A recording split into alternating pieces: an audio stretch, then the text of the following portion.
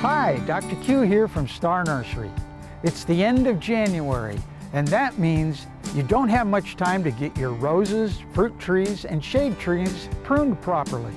If you don't do it by the big game, you may lose your chance to get them done before they start to bud out with new growth. When this happens, the sap begins to flow more rapidly to produce new leaves and flowers for the spring.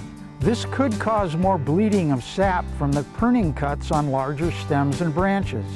It normally begins in our climate around mid to late February as the temperatures start to rise. Many of our roses are still leafed out and blooming, but don't let this stop you from cutting them back and stripping all the leaves off. This forces them into a short dormant period so they can store more energy in their roots to produce bigger and better new leaves and flowers. Fruit and shade trees should also be pruned before they leaf or flower. This way you can see where all the branches are and if any are damaged or growing in the wrong direction. Don't forget to sterilize your pruning tools before and after you prune each bush or tree. This is very important so that you don't spread any diseases. You can do this by using a 10 to 20% bleach solution in a bucket to dip your tools in for 5 to 10 minutes. After pruning, always use dormant sprays on roses and trees to kill any overwintering insects, eggs, or fungus spores.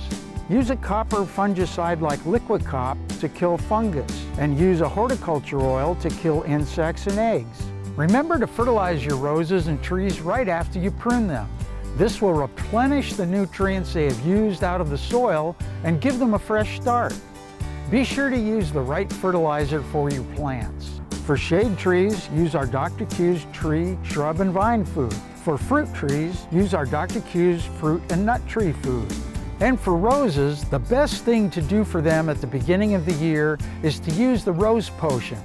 This is 4 separate products that benefit roses best. They are cottonseed meal for an organic source of nitrogen, superphosphate for a good source of phosphorus, soil sulfur to counteract the high alkaline in our soil, and magnesium sulfate or Epsom salts helps make the flowers more vibrant.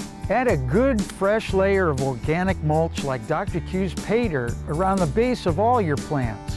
For more information, visit us at starnursery.com or on our free app.